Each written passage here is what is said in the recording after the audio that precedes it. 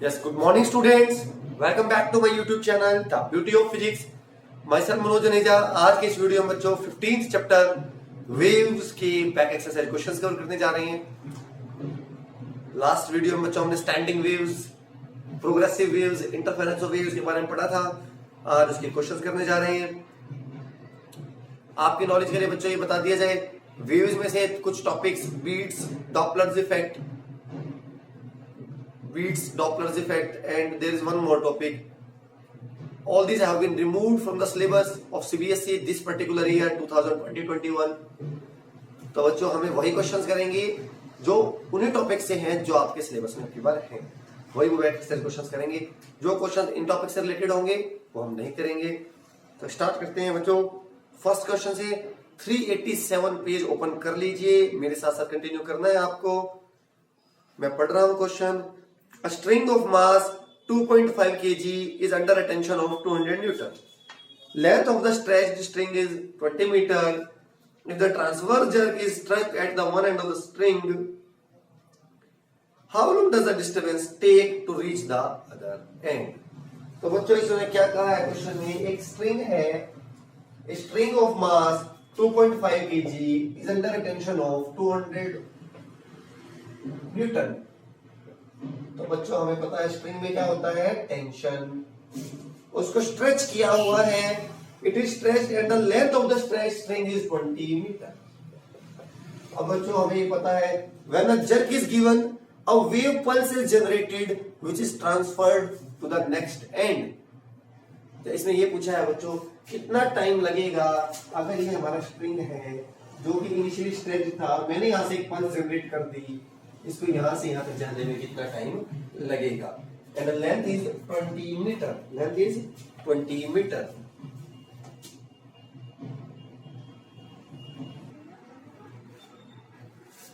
तो पहले मुझे निकालनी पड़ेगी स्पीड, और ये हमने कॉन्सेप्ट में पढ़ा था बच्चों। Speed of a transverse wave stretched over a string is given by square root of T by M, और एम यहां पर मास पर यूनिट लेंथ होता है। तो पहले मैं स्पीड निकालता हूं, किस स्पीड से वेव चलेगी इस पर्टिकुलर स्ट्रिंग के अंदर। टेंशन बच्चों आपके सामने 200 गिवन है, और मैं फिर बता रहा हूं एम होता है मास अपॉन लेंथ, 2.5 अपॉन 20। इस 20 को भेजिए ऊपर, 200 इंटू 20 अपॉन 2.5, 25 8 जा 8 टू जा 16 का स्क्वायर रूट 4, 40 मीटर पर सेकेंड। जिस स्पीड से चलेगी आपकी वेव ट्रेन, तो कितना टाइम से लगेगा, time is equal to distance upon speed. कितना डिस्टेंस ट्रेवल करता है, 20, स्पीड कितनी है उसकी 40.5 सेकंड, आधा सेकंड में ये आपकी वेव बस वहां पर पहुंच जाएगी। ये तो हमारा फर्स्ट क्वेश्चन। कहीं पर भी डाउट्स हो आपके पास एक है पर्टिकुलर लाइफलाइन, कमेंट्स करके बताएं। कहीं नहीं समझ आ रहा है तो I will give the reply off your comments. A stone dropped from the top of a tower of height 300 meter high splashes into the pond of water of a pond near the base of the tower. What is the splash heard at the top? Given the speed of sound in air is 340 meter per second, g is 9.8 meter per second square. समझते हैं बच्चों इस question को, क्या कहा है इन्होंने इस क्वेश्चन में। बच्चों स्टोन इज ड्रॉप्ड, एक पत्थर छोड़ दिया है बच्चों, ड्रॉप कर दिया है। ड्रॉप करने का मतलब क्या होता है, initial speed is 0, initial speed is 0। किसमें छोड़ दिया है बच्चों पत्थर, एक तालाब में। कितनी ऊंचाई से छोड़ा है बच्चों, 300 मीटर। तो बच्चों ये हमारा तालाब है, यहां से आपने स्टोन को छोड़ा है, 300 मीटर ऊपर है आपका, यहां से छोड़ा है बच्चों। स्टोन टकराएगा, आवाज उत्पन्न होगी, और आवाज आप तक पहुंचेगी हवा के माध्यम से। क्वेश्चन ये है कितने समय बाद आपको आवाज सुनाई देगी। तो बच्चों मैं ये देखो, अगर मैं यहां से स्टोन छोड़ रहा हूं तो कितने समय बाद सुनाई देगी। पहले तो स्टोन यहां से यहां तक जाएगा, time taken by the stone to move from A to B. जैसे ही भी टकराएगा आवाज उत्पन्न होगी, फिर साउंड प्रोपेगेट करेगी एयर से। तो कितने टाइम बाद सुनाई देगी। अगर इसको यहां से यहां तक जाने में लगता है हम तक T1 टाइम, स्टोन को जाने में, फिर साउंड जनरेट होगी, और साउंड को यहां से यहां तक लगता है T2 टाइम। तो टोटल टाइम कैसे मिलेगा, तो T1 प्लस T2। तो पहले मैं निकालूंगा T1 कितने टाइम बाद वो टकराएगा, और फिर मैं निकालूंगा T2 कितने टाइम के बाद वो साउंड आपकी प्रोपेगेट होने में कितना टाइम मिलेगी। बच्चों equation of motion, initial speed is my 0, h is my 300 and acceleration बच्चों 9.8 कहा है मुझे, प्लस लेंगे ऊपर से नीचे आ रही है, s is equal to ut plus half t square, s की जगह बच्चों आ गया है h क्योंकि मैंने डिस्प्लेसमेंट को मान लिया है h इज में 300, फर्स्ट टर्म हो जाएगी बच्चों 0 हाफ 9.8 इंटू टी का स्क्वायर, तो t क्या आ गया बच्चों 300 इंटू 2 क्रॉस कर दिया 9.8, स्क्वायर रूट हटाने का अंडर द रूट लगा दिया, स्क्वायर हटाने का 49, इसको बच्चों में लिखते हैं 30 इंटू 100 अपॉन 49, रूट 30, 100 का सब बच्चों को याद है 10, इसका भी सब बच्चों को याद है 7। अब 30 का रूट बच्चों मैं कहीं पर निकाल देता हूँ, 30 का रूट क्या होता है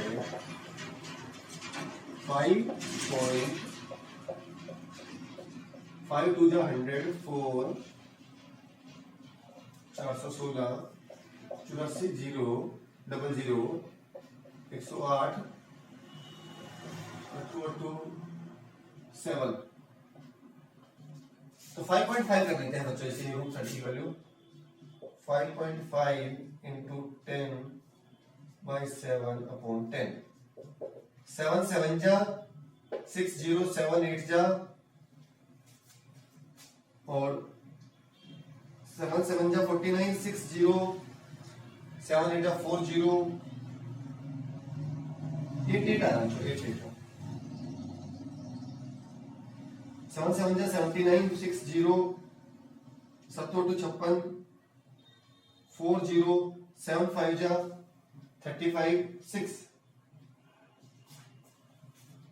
7.86।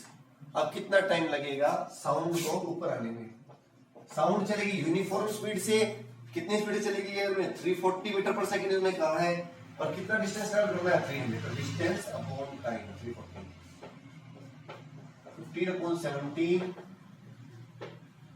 17 8 136 14 0 17 8 136, तो इन दोनों को ऐड कर लो, इन दोनों को आपके पास फाइनल आंसर आ जाएगा। यहाँ पर डाल देते हैं 7.86 plus 0.88 8 6 14 8 17 8.74 second, 8.74 second. This will be the time taken by the sound to come to the surface of the from pond. Third question करते हैं, steel wire has a length 12 metre and a mass of 2.10 kg. What should be the tension in the wire so that the speed of a transverse wave on the wire equals to the speed of the sound in the dry air? Steel wire है, उसकी length है 12 metre, 12 metre की length है,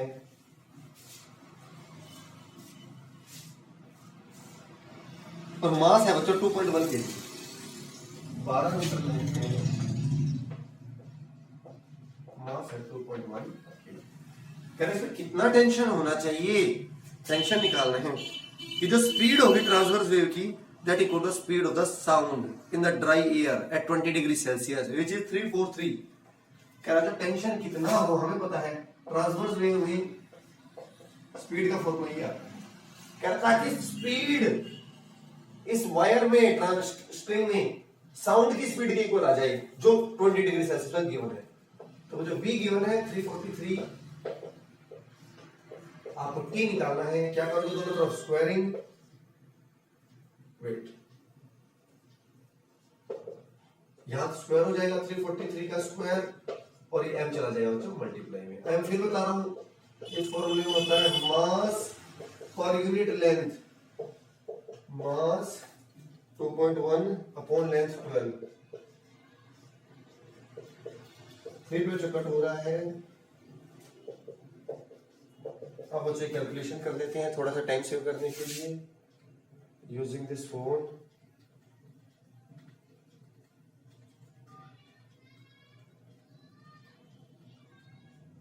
three four three multiply 343 into 7 divide 40, 20588.575 20588.575।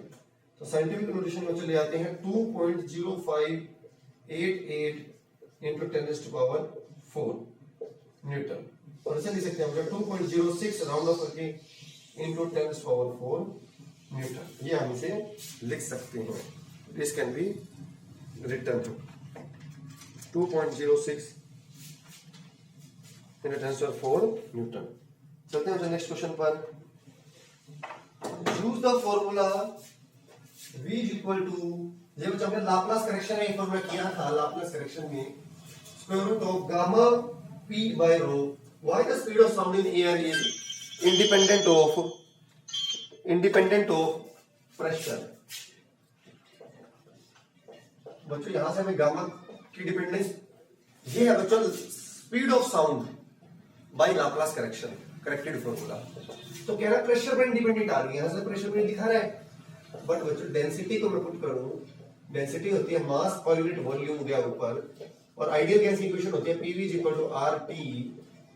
तो यहां से देखिए from this particular expression, this is not a particular expression, this one is the expression, exact expression. Speed is independent of pressure, first part हो गया। Second part, increases with the temperature, yes, because it is directly proportional to the square root of temperature. Increases with the humidity, increases with the humidity है, फिर humidity के साथ बढ़ती है। ये देखते हैं बच्चों कैसे बढ़ती है ह्यूमिडिटी के साथ।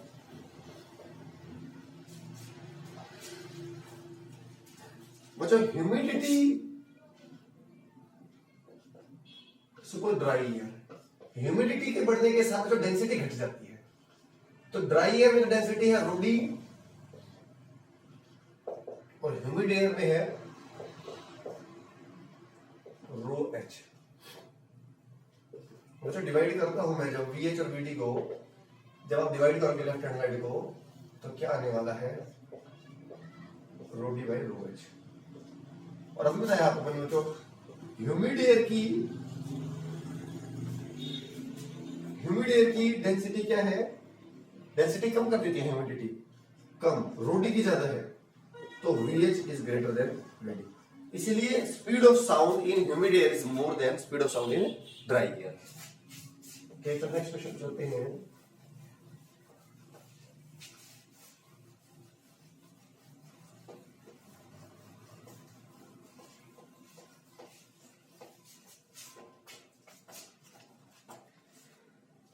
नेक्स्ट है बच्चों, you have learned that a traveling wave in one dimension is represented by the function y is f of xt, and x and t must appear in the combination x minus vt or x plus vt, that is y is a function of x plus vt.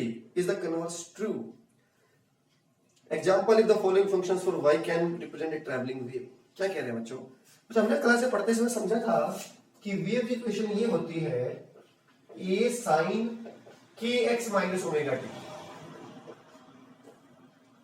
या cosine wave है तो kx minus omega t। मतलब उसमें जो y को अगर आप लिख रहे हो तो it must be function of x plus minus vt, इस फॉर्म में आना चाहिए, यहाँ x भी आना चाहिए और t भी आना चाहिए। करेक्ट? क्या इसका कन्वर्स ट्रू है?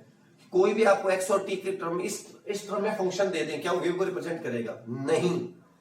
ये कंडीशन है कि x और t के टर्म में होना चाहिए wave equation, but it must have finite value at each point. इसकी वैल्यू फाइनाइट होनी चाहिए, इनफाइनाइट नहीं होनी चाहिए।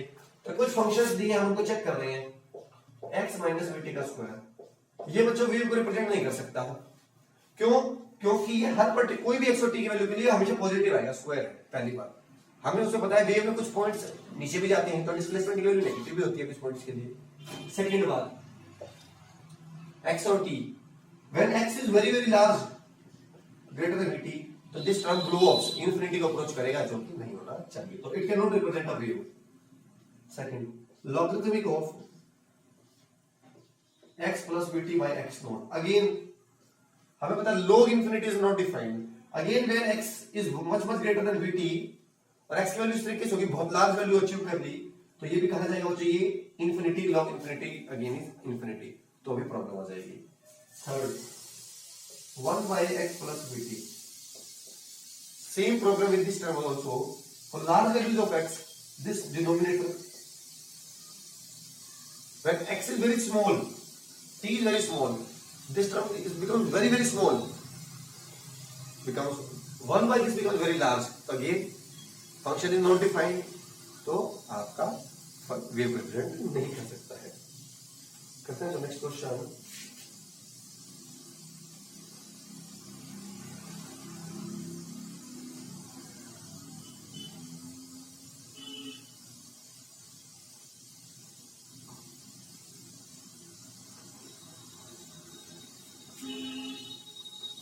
नेक्स्ट क्वेश्चन क्या है हमारा?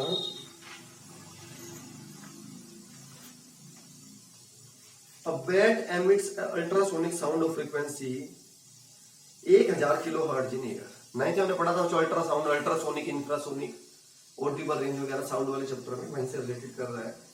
एक बैट है, बैट करता है अल्ट्रासाउंड. आपने वहां पढ़ा भी था कैसे पूरी अपने शिकार को पकड़ते हैं using ultrasound. If sound meets a water surface, what is the wavelength of A? Reflected sound. B. Transmitted sound. Speed of sound in air is 340 meter per second and in water is 1486 meter per second. क्या कह रहे हो बच्चों? Bat ने एक ultrasonic sound create की. Ultrasonic sound आपन water surface से मीट करी. हमें पता है यहां से रिफ्लेक्ट भी होगी और ट्रांसमिट भी होगी. तो रिफ्लेक्टेड साउंड की फ्रीक्वेंसी निकालनी है, वेवलेंथ सॉरी, और ट्रांसमिटेड साउंड की निकालनी है. हमें पता है बच्चों साउंड की स्पीड का फॉर्मूला हमने पढ़ा था. बिल्कुल simple expression. Speed of any wave हमने ये निकाला था, नाइन्थ में भी इसको पढ़ा था. Speed of any wave is simply frequency into wavelength. तो वेवलेंथ क्या आ जाएगा बच्चों? Speed upon frequency. फ्रीक्वेंसी क्या है बच्चों? बैट ने कितने की एमिट करी है? 1000 किलोहर्ट्ज. 1000 किलोहर्ट्ज. किलो के लिए 1000 और लगा दो तो 1000 का स्क्वायर हर्ट्ज. अब वेवलेंथ निकालते हैं रिफ्लेक्टेड की. रिफ्लेक्टेड वेव उसी मीडियम में वापस जाएगी, मतलब एयर में. तो इसका मतलब रिफ्लेक्टेड साउंड ट्रेवल करेगी इन एयर, तो एयर वाली स्पीड से. तो एयर की कितनी स्पीड दी है बच्चों इन्होंने? 340 अपॉन 1000 इंटू 1000. तो कट एक जीरो को एडजस्ट कर लेते हैं. 3.4 इंटू 10⁴ मीटर. 3.4 into 10⁴ metre. और ये हमारा कौन सा क्वेश्चन है बच्चों? वेव्स का 3.4 इंटू 10⁴ माइनस हो रहा है ना. ट्रांसमिटेड साउंड की कर रहे हैं बच्चों.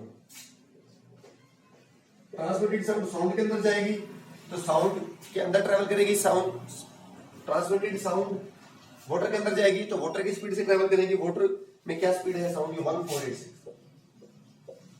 Upon 1000 into 1000. 1000 यहाँ एडजस्ट हो जाएगा. 1486 इंटू 10⁻³ मीटर. 1486 into 10⁻³ metre. अब नेक्स्ट क्वेश्चन और करते हैं हम चलिए आज की इस वीडियो के लिए. और बाकी के 7 और 6-7 क्वेश्चन जो बचेंगे हमारे सिलेबस में, क्योंकि मैंने कहा वही टॉपिक्स अभी करेंगे न्यूमेरिकल, वही टॉपिक के जो हमारे सिलेबस में है. डॉपलर इफेक्ट्स, बीट्स, ये सारा कट हो गया है तो उनके हम नहीं करने वाले हैं.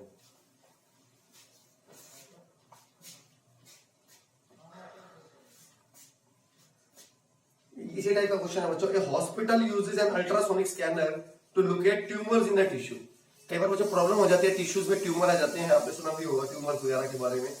What is the wavelength of the sound in the tissue in which the speed of sound is 1.7 kilometre per second.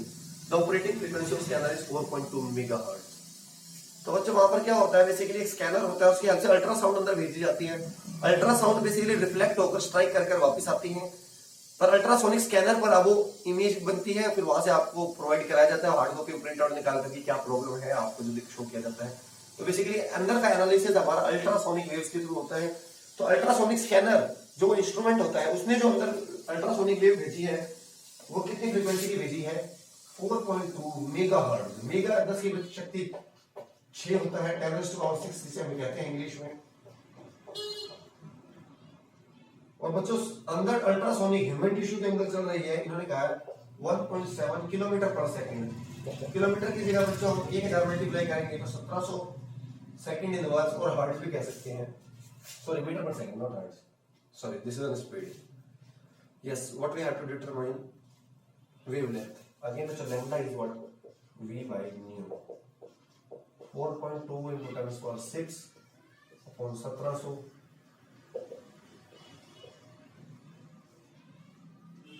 इनको बच्चों 7 2 जा 34, 8 0 7 4 जा 68, 1 2 7 7 जा 10 power 3,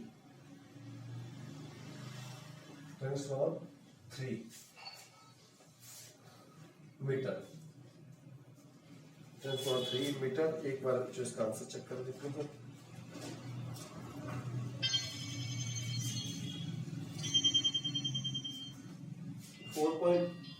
ये सोचो ये 4.1 की फॉर्म में क्यों दे रहे हैं? एक बार दोबारा से पढ़ देते हैं। 1.7 4.2 मेगाहर्ट्ज, और ये मैं उल्टा रख रहा हूँ बच्चों, ये तो देखो कभी कभी गलती जाती है, कभी गलती जाती है बच्चों, स्पीड को ऊपर रखिए ना, मैं क्या आराम से लिख रहा है 10.6। अब करते हैं 170 अपॉन 42, बच्चों मैंने यहाँ पे इसको कर दिया मल्टीप्लाई, 10 -4 10 पर 2 बचेगा बच्चों में 17,000, तो क्या मैं 100 ऐसे नहीं लिख सकता, कट करो 21 85 21 84, ये 4.1 सही आ जाएगा। तो मुझे 7 क्वेश्चंस करके देखिएगा, कहीं भी समस्या हो तो प्लीज कमेंट्स करके बताइएगा, I will give the reply off your comments. पढ़िए, खूब पढ़िए, और मिलते हैं नेक्स्ट वीडियो में। Thank you so much children.